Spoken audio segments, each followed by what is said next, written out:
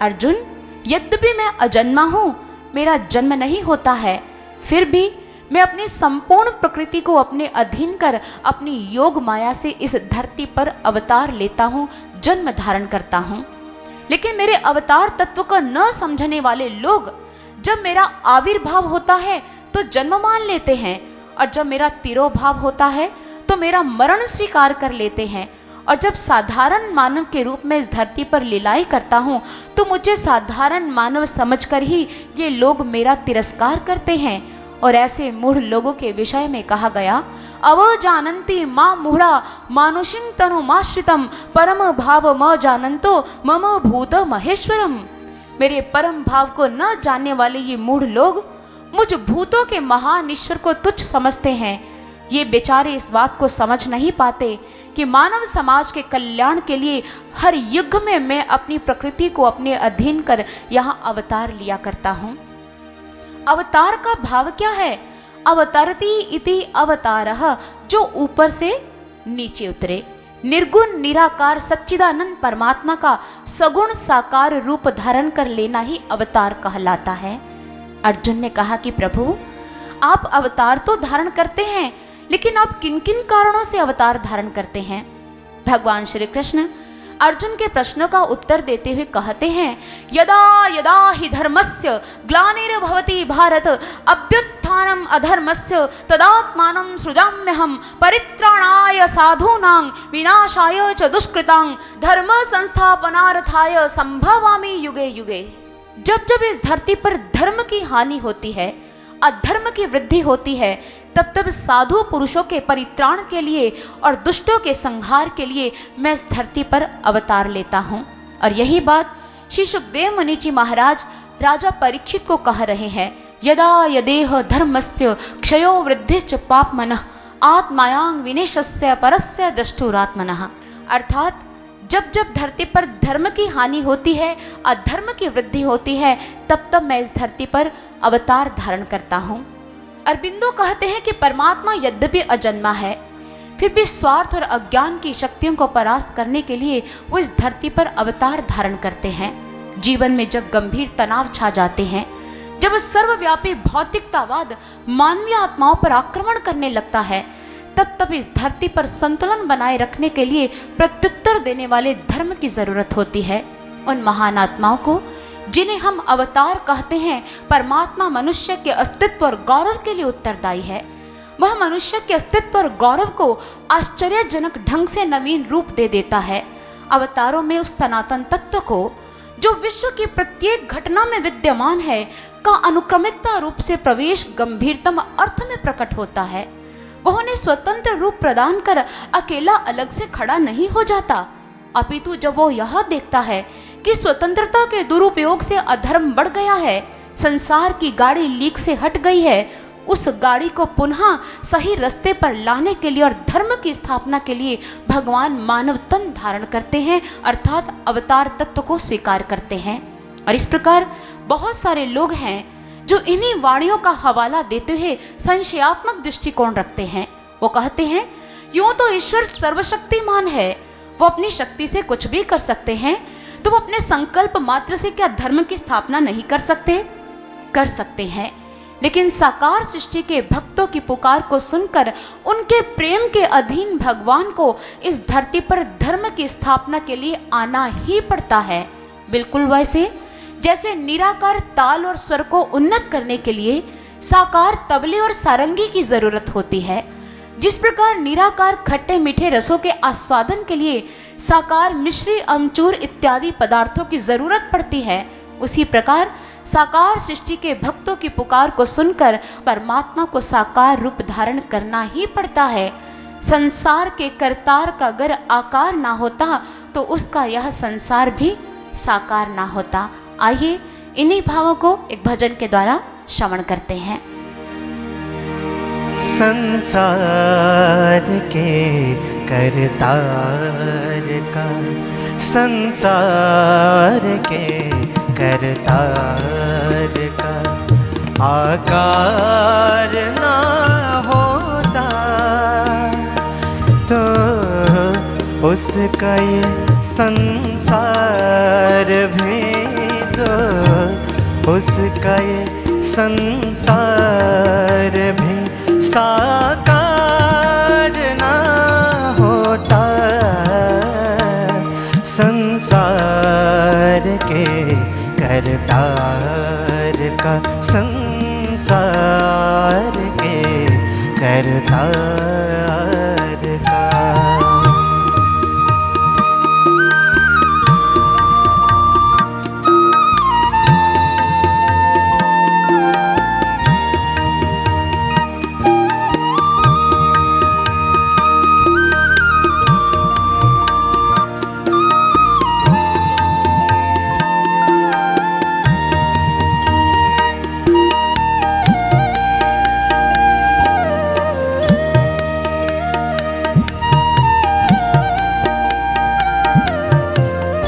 संसार के करतार का।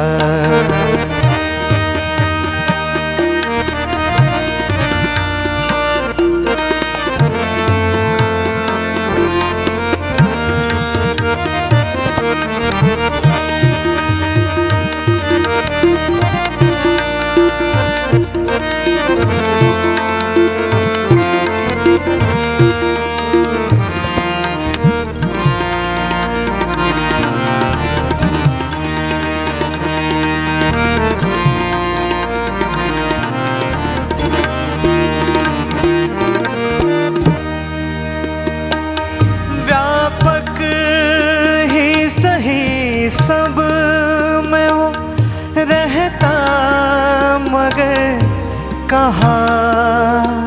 व्यापक ही सही सब में वो रहता मगर कहाँ।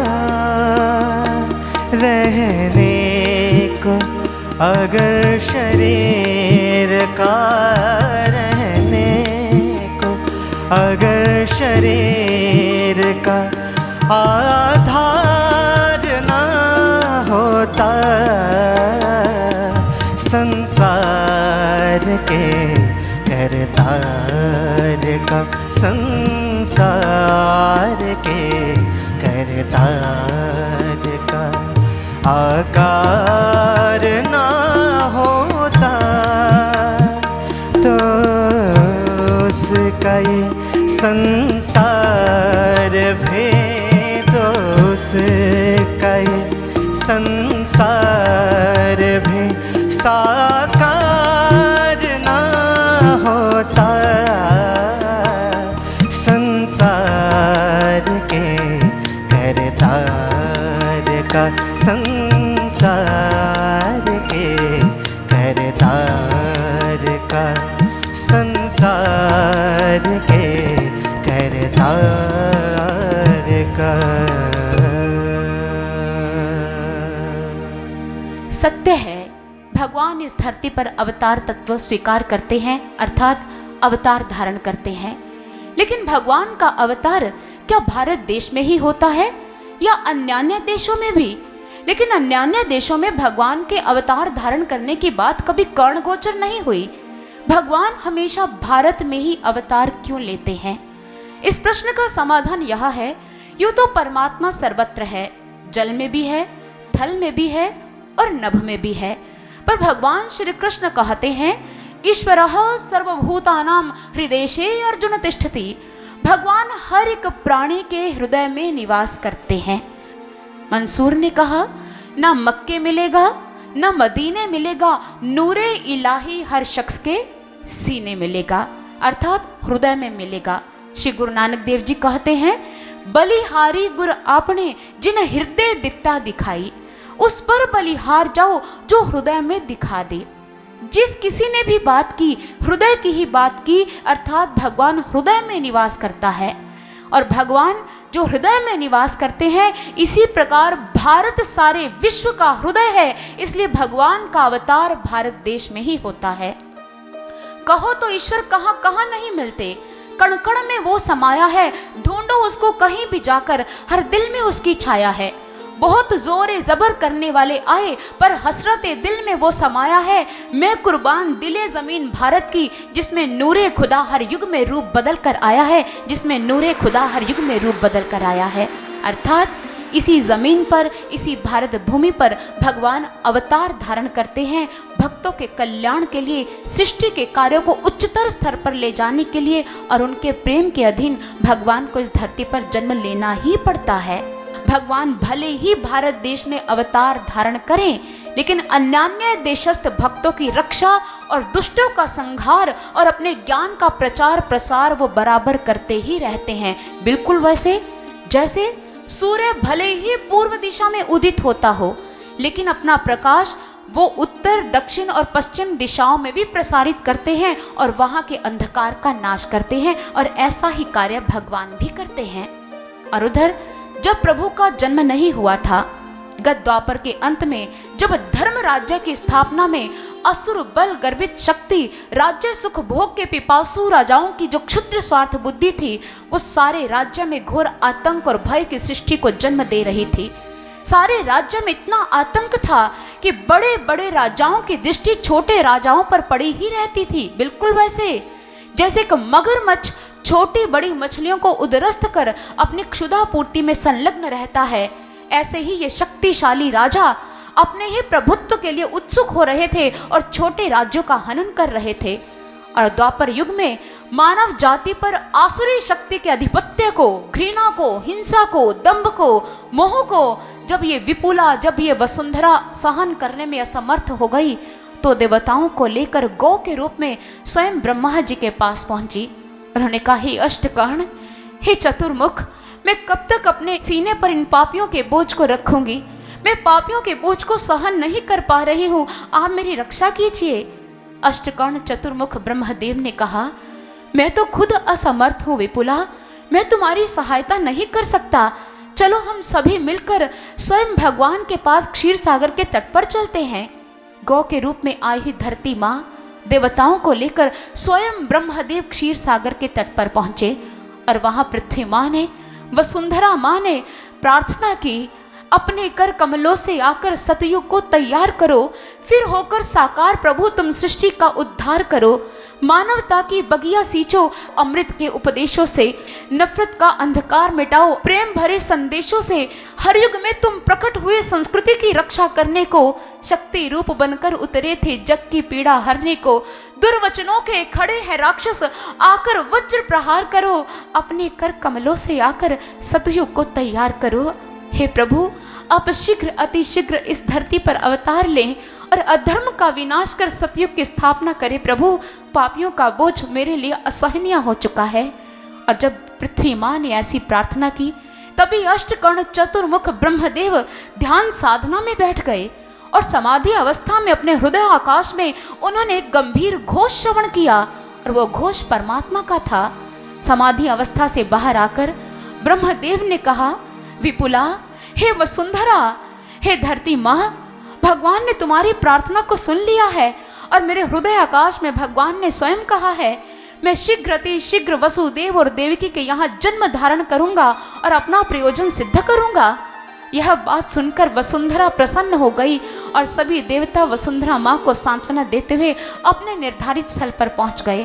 और दूसरी तरफ मथुरा में शूरपुत्र वसुदेव अपनी नव विवाहिता पत्नी के साथ जैसे ही घर जाने के लिए उद्यत हुए, तभी कंस ने रथाश्वों की वल्गा को सारथी के हाथों से झटक लिया और कहा, इसका सारथ्य स्वयं मैं करूंगा, ताकि मानव समाज भी जान ले कि कंस अपनी चचेरी बहन देवकी से कितना प्यार करता है।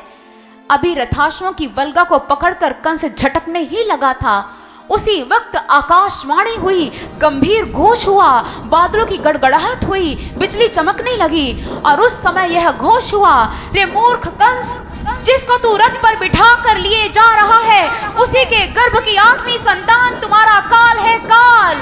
अस्यास्त्वाम अष्टमो गर्भो हंताया वह से अबुत। कंस बड़ा ही पापी था, वो भोज वंश के नाम पर कलंक का विषय था। आकाशवाणी को सुनते ही उसका हाथ शीघ्र अतिशीघ्र मयान पर गया और उसने झटक कर तलवार को बाहर निकाल लिया। कंस का अपनी बहन के प्रति जो प्रेम था वो फुर्र हो गया, अभी तो जो कह रहा था कि समाज भी ये देखेगा कि कंस अपनी बहन से कितना प्यार करता है, आज वो प्यार कहाँ चला गया। जिस भी संबंध का आधार भौतिक होता है, उस संबंध का टिकना असंभव तो नहीं लेकिन कठिन जरूर हो जाता है। कंस का अपनी बहन से प्रेम नहीं था, ये मोह था जो परिस्थितियों के आधार पर स्वाहा हो गया। संसार में भाई बहन का, बहन बहन का, माता पुत्र का, पिता पुत्र का या माँ बेटी का प्रेम देखने को मिलता है, लेकिन परिस्थितियों के आधार पर वो भी स्वाहा हो जाता है। बिल्कुल वैसे जैसे दुर्बल नींव पर आधारित भवन कब ढह जाए पता नहीं चलता। स्वयं श्री रामचरितमानस के अंतर्गत यहाँ पर सुग्रीव अपनी जब व्यथा श्री राम जी के समक्ष रखता है तो वो यह कहता है, नाथ बाली अरु मैं दो भाई, प्रीति रही कछु बरन ना जाई। मेरा और बाली में अवर्णनीय प्रेम था, पता नहीं वो कैसे ढह गया, मैं नहीं जानता।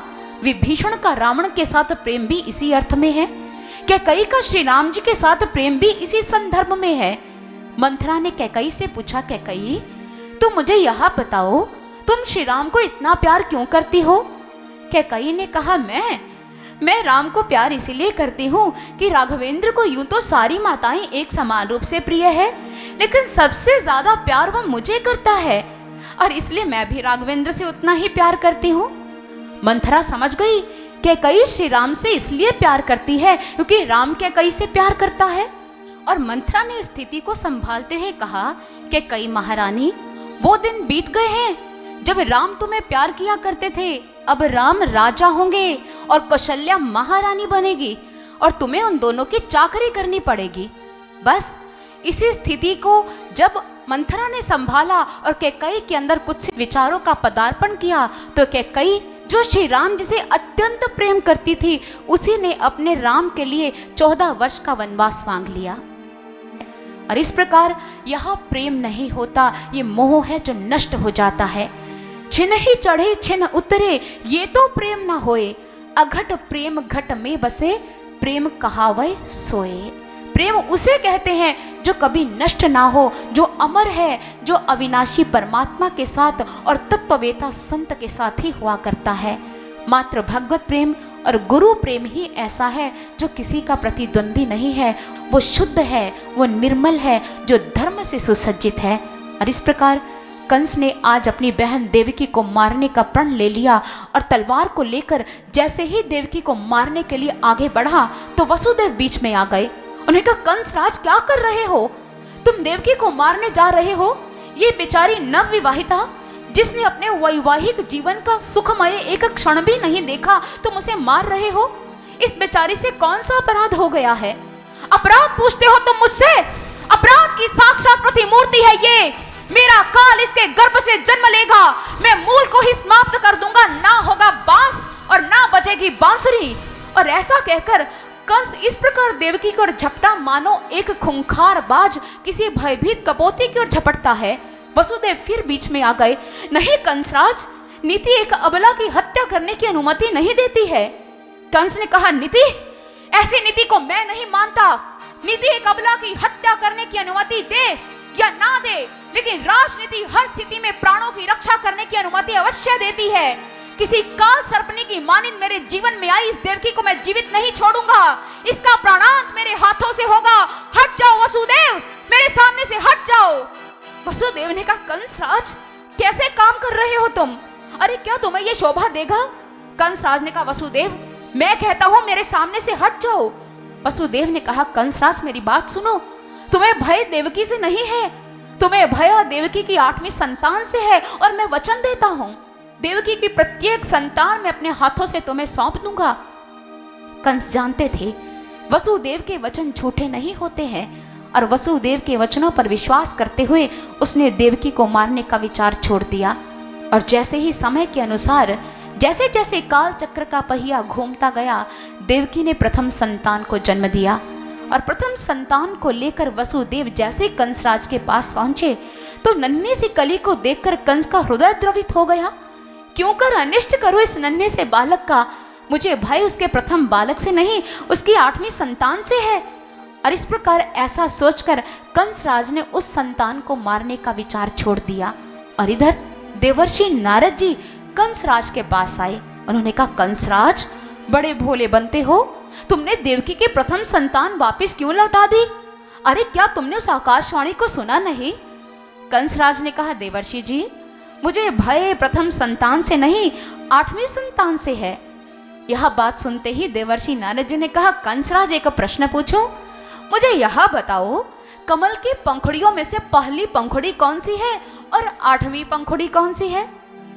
कंसराज ने कहा, कोई भी पंखुड़ी पहली हो सकती है और कोई भी 8वीं।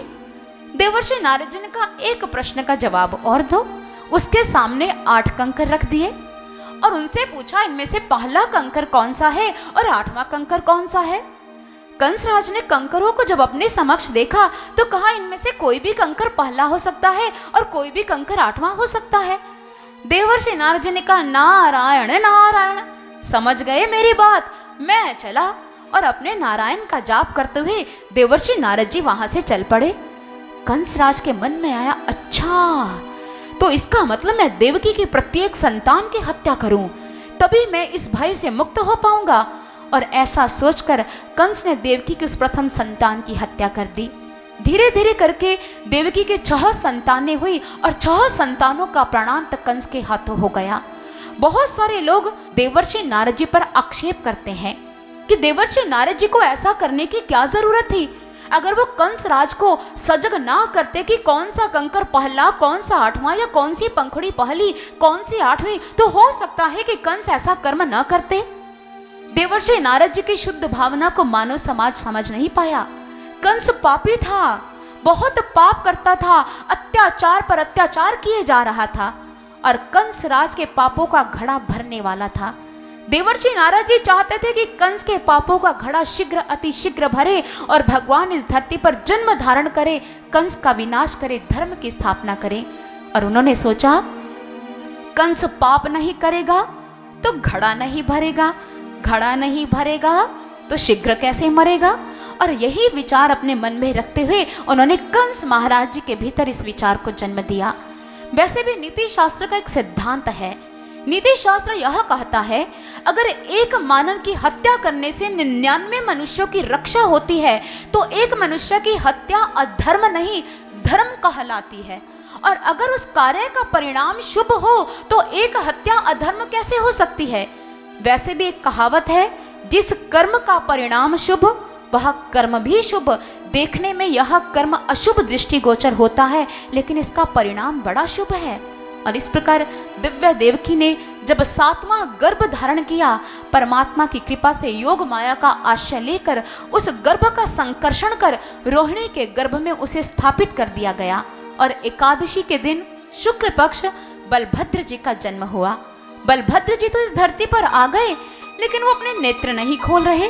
उन्होंने कहा, जब तक मेरे प्रभु इस धरती पर नहीं आएंगे उनकी बनाई हुई प्रकृति का आनंद मैं नहीं लूंगा।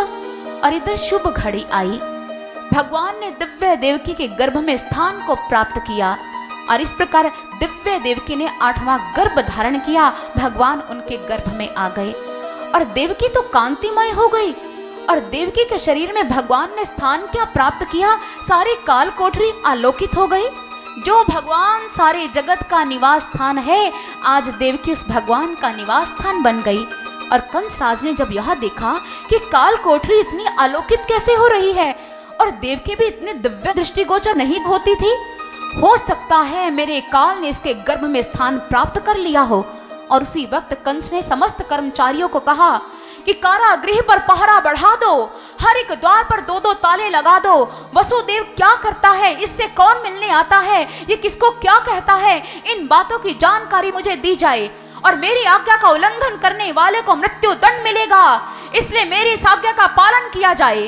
कंसराज इधर अपनी आज्ञा का पालन करने के लिए उनको कह गए, लेकिन परम शोभायमान घड़ी तो आ ही गई और सारी प्रकृति इतनी प्रसन्न है। शुक पिक इत्यादि पक्षी मधुर ध्वनि करने लगे और मधुपान मत भ्रमरों के गुंजन से सारा अरण्य प्रदेश मुखरित हो गया। यूं रात्रि में सरोवरों में कमल कभी नहीं खिलते, लेकिन आज रात के समय खिल गए। और देवताओं की दुंदुभी तब तक नहीं बजती थी जब तक बजाई ना जाए, लेकिन आज देवताओं की दुंदुभी स्वतः बज उठी। कहाँ आज वो गंधर्व जो अत्यंत सुंदर है और कहाँ कुरूप किन्नर, ना तो किसी को अपनी कुरूपता का भान है, ना किसी को अपनी सुंदरता का भान है। आज मिलकर सभी नृत्य कर रहे हैं। और जिन ऋषि मुनियों की यज्ञ की अग्नि कंस के अत्याचारों से बुझ गई थी, आज स्वतः प्रज्वलित हो गई। जो लंबे समय से समाधि में जाने का प्रयास कर रहे थे लेकिन समाधि नहीं लग रही थी, आज उनकी समाधि लग गई। और जो बहुत लंबे समय से समाधि में बैठे थे, आज उनकी समाधि खुल गई। और सारी प्रकृति मानो एक सुंदर उद्घोष कर रही है कि पापियों का जान लोभ अंत है, भूमि पर प्रगटा आदि अनंत है, ले लिया अखिलेश ने अवतार है, हो गया निर्गुण सगुण साकार है, भव में न वैभव व्याप्त कराने आया, मैं आर्यों का आदर्श बताने आया, जन सम्मुख धन को तुच्छ बतलाने आया, मैं संदेश यहाँ का नहीं, मैं बैकुंठ का लाया, मैं इस धरा को ही स्वर्ग बनाने आया, मैं इस धरा को ही स्वर्ग बनाने आया। और आज प्रकृति इस प्रकार उद्घोष कर रही है, प्रकृति प्रसन्न है, वो झूम रही है, अपनी प्रसन्नता व्यक्त कर रही है। और इधर भगवान ने क्या किया, दिव्य देवकी के गर्भ से भगवान बाहर प्रकट हो गए। और भगवान के बाहर प्रकट होते ही मानो अलौकिक सृष्टि ने जन्म ले लिया हो। निशीथेदम उद्भुते जायमाने जनार्दने देवक्यांग देवरूपिण्यां विष्णु सर्व गुहाशय। और आज वो परमात्मा दिव्य देवकी के गर्भ से बाहर आए। और भगवान ने स्थान कौन सा चुना, कंस का कारागृही, अंधकारमयी रात्रि, भाद्रपद की अष्टमी। उज्जवल से उज्जवल प्रकाश रात्रि में ही प्रकट हुआ करता है। रात्रि की उक्त उपस्थिति प्रकाश की स्थिति को विरूप नहीं करती। रात्रि ना हो तो दिन के महत्व का पता कैसे चले। महर्षियों की दृष्टि से रात्रि समृद्ध है, क्योंकि रात्रि की वजह से ही प्रकाश की महानता सिद्ध होती है। और कृष्ण के जन्म का अर्थ क्या है, कष्ट और दासत्व के समय उद्धार के दाता का जन्म हो जाना। कृष्ण का जन्म हमारी आत्मा के प्रकटन का ही उदाहरण है। और आज प्रभु ने इस अंधकार में प्रकाश नीलमणि के रूप में जन्म धारण किया। और प्रभु जब दिव्य देवकी के गर्भ से बाहर आए तो उस समय प्रभु चतुर्भुज रूप में है। तम अद्भुतम बालकम अम्बुजेक्षणम चतुर्भुजम शंख गदायुधायुधम श्रीवत्स लक्ष्मणं गलशोभि कौस्तुभं पीताम्बरं सांद्र पयोध सौभगम। प्रभु श्री कृष्ण चतुर्भुज रूप में है। एक हाथ में शंख है, एक में चक्र, एक में गदा है और एक में पद्म। श्री वत्स का चिन्ह उनके वक्षस्थल पर दृष्टिगोचर हो रहा है और पीताम्बर लहरा रहा है। और जैसे चतुर्भुज रूप में प्रभु वहां प्रकट हुए तो प्रकृति अत्यंत प्रसन्न हो गई, क्योंकि आज इस धरा पर निर्गुण ने आकार लिया है कि त्रिलोकी के स्वामी ने खुद को साकार किया है। उसके आने की खबर चारों दिशाओं में ऐसी छाई है मानो बारिश के फुहारे सावन का संदेश लाई है। तमस छट गया जो रोशनी का प्रहार हुआ, बंधन कट गया जो नन्हे प्रभु का अवतार हुआ। वो आए तो बंद ताले भी खुल गए और कितने पापियों के पाप पल में धुल गए। दर्शन पाने को साकार के प्रकृति भी व्याकुल है, लहरों का वेग बता रहा है, नदियां कितनी आकुल है। हर जर्रा हर कण गुणगान उसी का करता है, देख के उसकी सुंदरता कामदेव भी पानी भरता है। मिटाने अधर्म को उस प्रभु ने अवतार लिया है कि त्रिलोकी के स्वामी ने खुद को साकार किया है। और जैसे प्रभु साकार रूप में सामने आए तो वसुदेव जी पहचान गए। और वसुदेव जी ने कहा, विदितो वसी भवान साक्षात पुरुषः प्रकृति परे केवलानुभवानंद स्वरूप सर्वबुद्धिदृक्। हे प्रभु, हम आपके इस रूप को पहचान गए हैं। आप चतुर्भुजधारी विष्णु हैं और आपने हमारे यहाँ पुत्र रूप में जन्म धारण किया है। और देवकी ने कहा, उपसहर विश्वात्मनद रूपम अलौकिकम शंख चक्र गदा पद्म श्रिया जुष्टं चतुर्भुजम।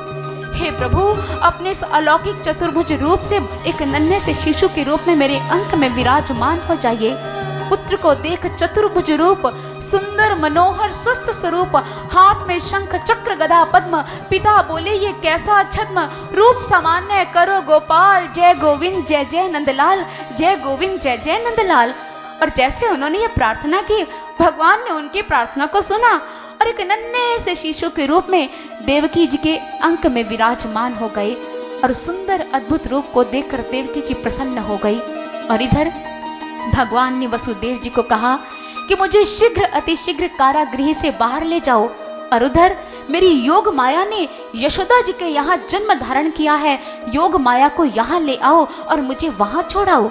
अपने प्रभु की आज्ञा का पालन करने के लिए जैसे वसुदेव जी ने नन्हे से प्रभु को एक टोकरी में बिठाया, टोकरी में लेटाया और उस टोकरी को जैसे अपने सिर पर धारण किया तो हाथ पांव की बेड़ियां मृत सर्प की मानी झटक कर गिर पड़ी और उसके पश्चात क्या हुआ, जैसे मुख्य द्वार की ओर आगे बढ़े तो कारागृह के द्वार पर ताले थे, वो खुल गए और द्वार उनके स्वागत में अपने आप खुल गए और समस्त प्रहरी निशीथ निद्रा के वशीभूत मदहोश पड़े थे।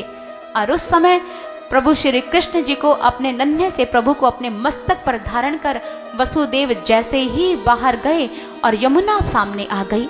यमुना को पार करना जरूरी था। यमुना तो उछाल भरने लगी, क्योंकि यमुना अपने प्रभु के चरणों का स्पर्श पाना चाहती है, इसलिए उछाल पर उछाल भर रही है। हमारे शास्त्र कहते हैं समस्त नदियों में से सबसे ज्यादा सौभाग्य यमुना नदी को प्राप्त है, क्योंकि उसने प्रभु के जन्म के पश्चात ही उनके चरणों को प्रक्षालित किया, उनके चरणों का स्पर्श प्राप्त किया। और जैसे यमुना ने प्रभु के चरण छू लिए, यमुना फिर सामान्य हो गई और वसुदेव जी ने यमुना को पार किया और पहुंच गए गोकुल गांव में।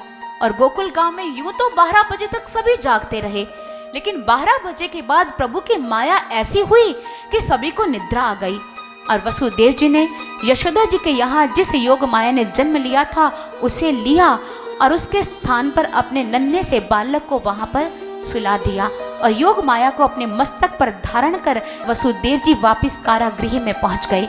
और जैसे ही वसुदेव जी प्रभु को वहाँ छोड़कर और योग माया को लेकर कारागृह में प्रविष्ट हुए, कारागृह के द्वार फिर बंद हो गए, उन पर फिर से 2-2 ताले लग गए, उनके हाथ पांव की बेड़ियां फिर से पड़ गई। लेकिन प्रभु की ये नन्ही सी लीला हमें कुछ समझाना चाहती है। वसुदेव जी ने प्रभु को जब मस्तक पर धारण किया था तो कारागृह के द्वार खुल गए थे, ताले खुल गए थे, और उसके पश्चात जब योग माया को लेकर आए तो ताले लग गए। यहाँ प्रभु क्या समझाना चाहते हैं? प्रभु ने कहा कि जो मुझे अपने जीवन में मुख्य स्थान देता है, जो मुझे अपने जीवन में श्रेष्ठ स्थान देता है, उनके लिए कारागृह के द्वार तो क्या, मैं तो मोक्ष के द्वार भी खोल देता हूं। लेकिन जो माया को अपने जीवन में श्रेष्ठ स्थान देता है, माया के पीछे दौड़ता है, माया को मुख्य जगह देता है, तो उनके लिए माया बंधन की ही हेतु है। दैवी ही एषा गुणमयी मम माया दुरत्यया मामेव ये प्रपद्यन्ते माया मेतांग तरन्ति ते न मांग दुष्कृतिनो मूढ़ा प्रपद्यन्ते नराधमा माया या प्रज्ञाना आसुरंग भावमाश्रिता। अर्थात मेरी ये जो दैवी माया है अत्यंत दुष्कर है, इसका पार नहीं पाया जा सकता।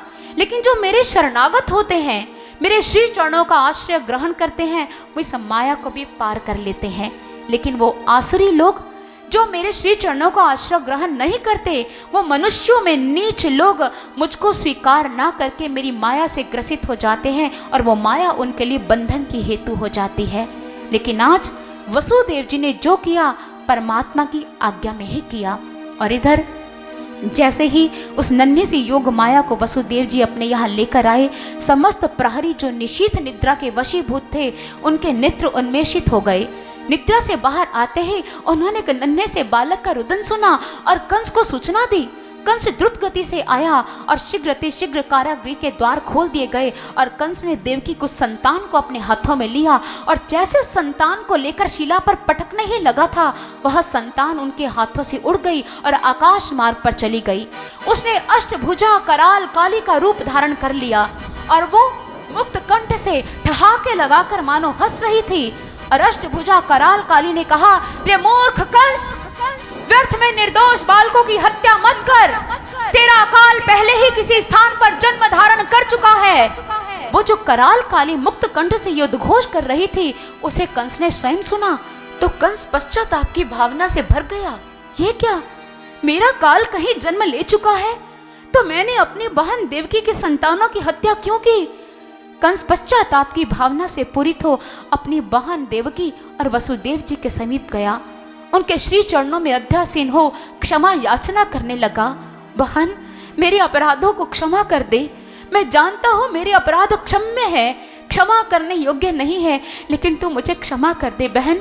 मैं नहीं जानता था कि मेरा काल कहीं और जन्म ले चुका है। मेरे अपराध क्षमा कर दो वसुदेव, क्षमा कर दो। देवकी और वसुदेव ने जब यह देखा कि कंस अश्रुपात कर रहा है, पश्चाताप से भर गया है, देवकी और वसुदेव ने उसके अपराधों के लिए उसको क्षमा दान दे दिया। और कंस अपने विनम्र हृदय के साथ जैसे राजसभा में गया और मंत्री परिषद के समक्ष ये बात रखी कि किस प्रकार मैंने अन्यायपूर्वक अपनी ही बहन देवकी की संतानों की हत्या कर दी, जबकि वो मेरा काल तो थी ही नहीं। तो उस समय मंत्री परिषद यह कहने लगा, कंसराज कैसी बातें कर रहे हैं आप? अरे अगर कोई अपनी रोग की उपेक्षा कर दे तो रोग जड़ जमा लेता है। या यूं समझ ले, अगर एक राजा शत्रु पक्ष की अवहेलना करनी शुरू कर दे तो शत्रु पक्ष इस समय का लाभ उठाता है और उसी देश पर आक्रमण करके अधिपत्य कर लेता है। तुम हमें आज्ञा दो, आज्ञा कि इन दिनों में जितने बच्चों ने जन्म लिया है वो सारे बच्चे मार दिए जाएं। कंसराज ने कहा, हाँ ये बात तो बहुत उत्तम है, जाओ सारे राज्य में फैल जाओ। इन दिनों में जितने भी बच्चों ने जन्म लिया है उनको मार डालो, काट डालो। कहीं भी यज्ञ की अग्नि ना जले, कहीं भी मंदिरों में घंटियों का स्वर सुनाई दे तो मात्र क्रंदन, तपस्वियों का क्रंदन, मरे बालकों की माताओं का क्रंदन, क्रंदन क्रंदन और मात्र क्रंदन सुनाई देना चाहिए। जाओ मेरी आज्ञा का पालन किया जाए। और इस प्रकार कंस की बुद्धि एक तो थी ही ऐसी, ऊपर से उसे मंत्री भी वैसे मिले थे। दुर्जन की जो संगति है कोयले की मानिंद होती है, जो ठंडा होने पर हाथ तो काला करता ही करता है और गर्म होने पर हाथ को जला भी देता है। और हमारे शास्त्र कहते हैं, संसर्गजा दोष गुण भवंती, संगति से ही गुण और संगति से ही दोष पैदा होते हैं। बिल्कुल वैसे जैसे स्वाति नक्षत्र की बूंद जब केले के पत्ते का संसर्ग करती है तो कपूर पैदा होता है। जब वही स्वाति की बूंद किसी सीपी के मुख में चली जाए तो मोती बन जाती है और सर्प के मुख में प्रवेश कर जाए तो विष का रूप धारण कर लेती है। ऐसा ही संगति का असर है। और आज दुष्ट दुर्जन लोगों की संगति करने की वजह से कंस फिर से वैसा हो गया और उसने सारे राज्य में आतंक की सृष्टि पैदा कर दी। लेकिन दूसरी तरफ गोकुल प्रकट भय हरि आए, अमर उदाहरण असुर संहारन, अंतर्यामी त्रिभुवन राय, माथे धर वसुदेव जी लाए, नंद महर घर गए पहुंचाए, जागी महर पुत्र मुख देखियो, पुलकत अंग उर में न सवाए, गद गद कंठ बोल नहीं आवे, हर्षवंत व नंद बुलावे। और जब ब्रजेंद्र गृहिणी ने नीलोत्पल श्याम मनोहर पुत्र को देखा तो अत्यंत हर्ष से भर गई और अपने पुत्र को देखकर वो प्रसन्न हो रही है। और ब्रजपुर पुरंदरियों ने श्रीमन नंद राय जी के समीप जाकर जब ये समाचार सुनाया कि पुत्र हुआ है तो श्रीमन नंद राय हर्ष वर्षा से स्नान कर आनंद मंदाकिनी से आलिंगित होकर पुत्र का अवलोकन करने के लिए उत्कंठित हो गए। और उधर गोपांगनाएं देख रही हैं, ये बालक कैसा है? ये नीलमणि का अंकुर है या स्वयं विशाल नीलमणि?